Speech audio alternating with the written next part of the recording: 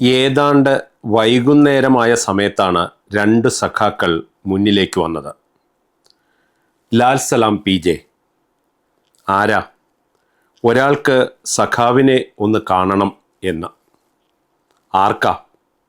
മുഖ്യമന്ത്രി EMS നമ്പൂതിരിപ്പാടിന്. കുടിച്ച കള്ളിൻ്റെ പറ്റിറങ്ങി. പോകാമല്ലോ അല്ലേ? വണ്ടിയുണ്ട്. ഇപ്പോൾ പറ്റില്ല.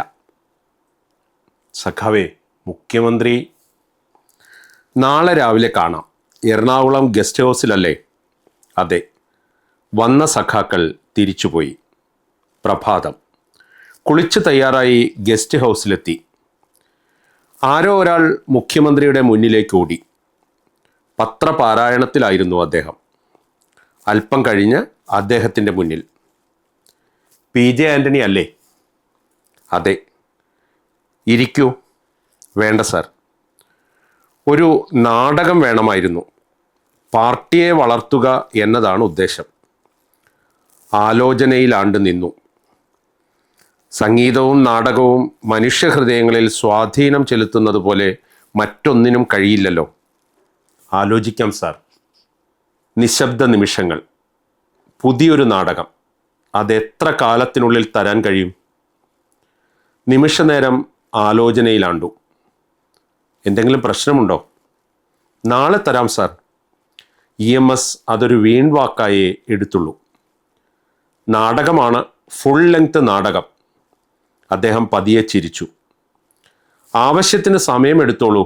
ഒരു 3 മാസത്തിനുള്ളിൽ. നാളെ തരാം സാർ. മിഴിച്ച കണ്ണുകളുമായി അദ്ദേഹം ഇരുന്നു. എൻ്റെ വാക്കുകളിൽ അദ്ദേഹത്തിന് വിശ്വാസം വന്നില്ലെന്ന് തോന്നുന്നു. അതിന് ഞാൻ എന്താണ് ചെയ്യേണ്ടത്? ഏകാന്തമായ 2 മുറികൾ വേണ്ടിവരും.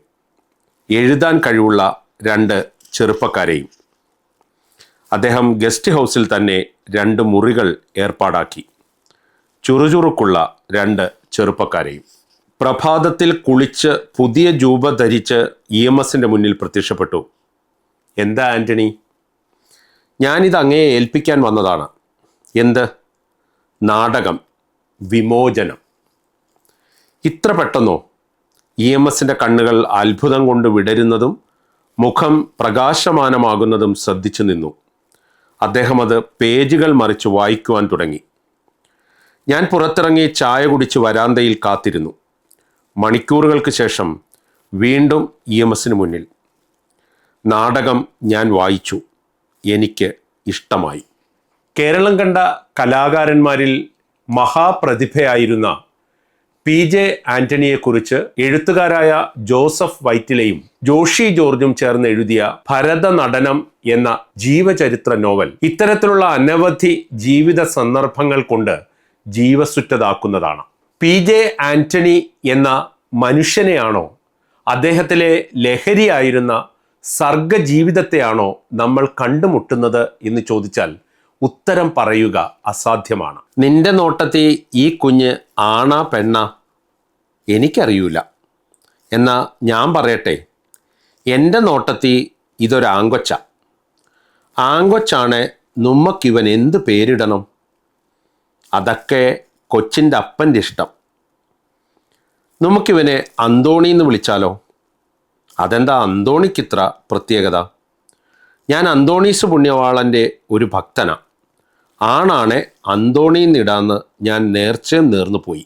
ജോസഫിൻ്റെ മകൻ അന്തോണി അപ്പൻ്റെ ലാളനയിലും പാട്ടും കലാവാസനയും കൈമുതലായിരുന്ന അമ്മ എലിസബത്തിൻ്റെ പ്രോത്സാഹനത്തിലും വളർന്നു. സഹപാഠികളുടെ കളിക്കൂട്ടിൽ അവനൊരു കലാകാരനായി വളർന്നു. കുഞ്ഞുനാളിൽ തന്നെ അനുകരണവും അഭിനയവും നാടകമെഴുത്തുമൊക്കെ ആവേശമായി. നാടകക്കമ്പം പക്ഷേ വീട്ടിൽ അതിനാടകീയ രംഗങ്ങൾ സൃഷ്ടിച്ചു. ഒടുവിൽ അപ്പൻ്റെ ശാസന വീടിന് പുറത്തേക്കുള്ള വഴികാട്ടി. നാടകത്തിന് തന്നെ തിരഞ്ഞെടുത്തിരിക്കുന്നു എന്നറിയിച്ചുകൊണ്ടുള്ള PJ ചെറിയാൻ മാഷിൻ്റെ കത്ത് കിട്ടിയപ്പോൾ ഞാൻ അനുഭവിച്ച സന്തോഷത്തിന് അതിരില്ല. എത്ര പെട്ടെന്നാണ് ആ സന്തോഷം സന്താപമായി മാറിയത്. ഞാൻ ഉറങ്ങിയിരുന്നില്ല. രാത്രി അപ്പൻ വന്നു വിളിച്ചു. വരാന്തയിൽ അപ്പന് മുന്നിൽ ചെന്ന് നിന്നു. നാടകത്തിൽ അഭിനയിക്കാൻ കത്ത് കിട്ടിയോ? കിട്ടി. എന്നിട്ട് അതിന് പോകുന്നുണ്ടോ? മറുപടി പറഞ്ഞില്ല. പോണമെങ്കിൽ നിനക്കതിന് പോകാം, പോയാൽ പിന്നെ ജീവിക്കാൻ വേറെ സ്ഥലം നോക്കിക്കോണം, ഞങ്ങൾ കാരണവന്മാരില്ലെന്നും. ചെല്ല്. ആ രാത്രി എനിക്ക് ശരിക്കുറങ്ങാൻ കഴിഞ്ഞില്ല. നാടക ജീവിതം എന്നത് തൻ്റെ അടങ്ങാത്ത മോഹമാണ്. പക്ഷെ ഇത്രയും വളർത്തി വലുതാക്കിയ അപ്പനെയും കുടുംബാംഗങ്ങളെയും ഉപേക്ഷിച്ച് എനിക്കതിന് പോകാനും കഴിയില്ല. എങ്കിൽ പിന്നെ താൻ മനുഷ്യനാണോ? ആ വിഷമം ഇന്ത്യൻ റോയൽ നേവിയിൽ എത്തിച്ചു. മനസ്സിൽ കലാപത്തി പടർത്തിക്കൊണ്ടേയിരുന്നു. ജീവിതരംഗങ്ങളിൽ പലകുറി തിരശീല ഉയർന്നു താണു. അതൊരു ശീലമായി. ജീവിതം പെരുവഴിയിലായി. ഇതാ ഒരു രംഗം ഇങ്ങനെ. എറണാകുളം നോർത്തിൽ ബ്രില്യൻ മോട്ടോഴ്സ് എന്ന പേരിൽ ഒരു വർക്ക്ഷോപ്പ് ഉണ്ടായിരുന്നു. അന്ന് അത് നശിച്ചു കിടക്കുകയായിരുന്നു. പറമ്പു നിറയെ കാട്ടുചേമ്പിൻ്റെ സമൃദ്ധി. അതിൻ്റെ ഒരു മൂലയിൽ 3 ചക്രങ്ങൾ മാത്രമുള്ള പൊട്ടിപ്പൊളിഞ്ഞ ഒരു കാറും. ചക്രമില്ലാത്ത വശത്ത് കല്ലുകൾ അടുക്കി വെച്ച് താങ്ങി നിർത്തിയിരിക്കുകയായിരുന്നു. ചേമ്പില പറിച്ചെടുത്ത് കാറിൻ്റെ സീറ്റിലെ പൊടി അടിച്ചും തുടച്ചും കളഞ്ഞു. ആ കാറിൽ അങ്ങനെ 3 ആഴ്ച താമസിച്ചു. വല്ലപ്പോഴും പുറത്തുപോയി ചായയോ മറ്റോ കഴിച്ച് തിരിച്ചു വരും. രാത്രിയിൽ പുറകിലത്തെ സീറ്റിൽ കിടന്നുറങ്ങും. പകലൊക്കെ എഴുതും. അങ്ങനെ തെരുവിലെ പാട്ടുകാരൻ എന്നൊരു നാടകം അവിടെ വെച്ച് എഴുതി തീർത്തു. തുടർന്ന് അവിടെ അരങ്ങേറുന്ന അതിനാടകീയത നിറഞ്ഞ സംഭവങ്ങൾ വായനക്കാരെ അത്ഭുതപ്പെടുത്തും. പിന്നീട് അങ്ങോട്ട് നാടകരചനയും സംവിധാനവും അഭിനയവും ഒക്കെ കൂടി സിരകളെ തീപിടിപ്പിച്ച കാലം. വ്യവസ്ഥാപിത ചട്ടക്കൂടുകളോടുള്ള എതിർപ്പിൻ്റെ ഇടിമുഴക്കമായി അദ്ദേഹം മാറി. അതാകട്ടെ PJ ആന്റണിക്ക് ചുറ്റും ഒറ്റപ്പെട്ട തുരുത്തുകൾ തടുത്തുകൂട്ടി.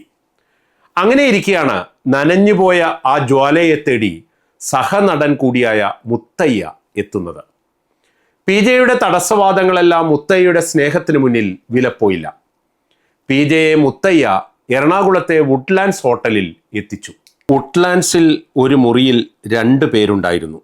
ഞങ്ങളെ കണ്ട് ഒരാൾ എഴുന്നേറ്റ് പോയി. ഇത് സുപ്രസിദ്ധ എഴുത്തുകാരനായ തകഴിച്ചേട്ടൻ തന്നെ. അദ്ദേഹത്തിൻ്റെ കാൽക്കൽ കുമ്പിട്ടു. അദ്ദേഹം എന്നെ പിടിച്ചെഴുന്നേൽപ്പിച്ച് പറഞ്ഞു, എൻ്റെ ഒരു നോവൽ സിനിമയാക്കുന്നു, 2 ഇടങ്ങഴി.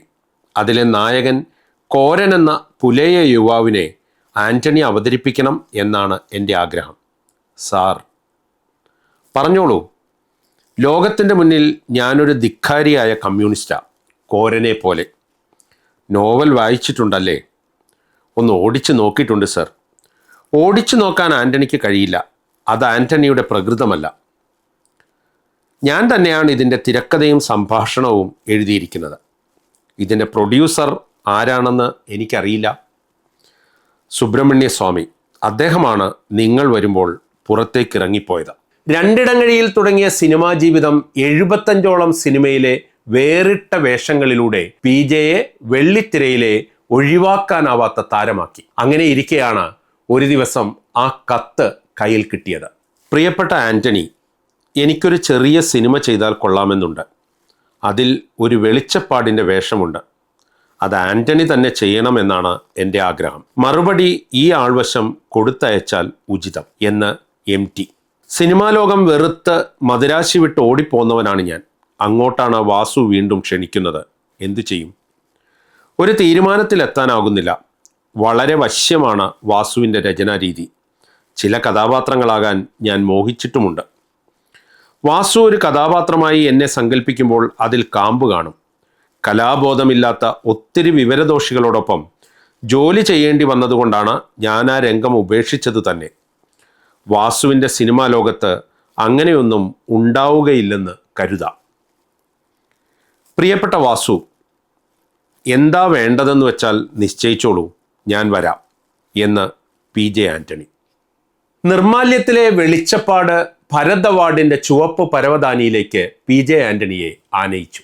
ഒരിക്കൽ നിറഞ്ഞും ഒരിക്കൽ മെലിഞ്ഞും ഒഴുകുന്ന പുഴ പോലെ ആ കലാസഭരയ്ക്ക് ഒടുവിൽ ആകസ്മികമായ ഒരന്ത്യം. നിറകണ്ണുകളോടെ അല്ലാതെ ആ അന്ത്യരംഗങ്ങളെ കടന്നു പോകാൻ വായനക്കാർക്കാവില്ല. ഇത്തരത്തിൽ PJ ആന്റണി എന്ന ഭരത നടനത്തിൻ്റെ ജീവിതം അതിൻ്റെ അടരുകൾ ഒന്നൊന്നായി വേർതിരിച്ചെടുത്ത് ജോസഫ് വൈറ്റിലെയും ജോഷി ജോർജും ചേർന്ന് കേരളീയരുടെ മുന്നിൽ സമർപ്പിക്കുകയാണ്.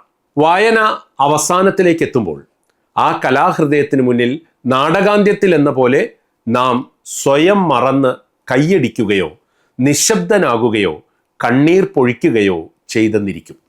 അതും എന്നും മണ്ണിൽ ജീവിച്ച ആ താരചക്രവർത്തിയോടുള്ള ആദരവ് തന്നെയാണ്. ഭരതനടനം കലയെയും മനുഷ്യനെയും ഇഷ്ടപ്പെടുന്ന എല്ലാവരും വായിച്ചിരിക്കേണ്ട ഒരു പുസ്തകം തന്നെയാണ്.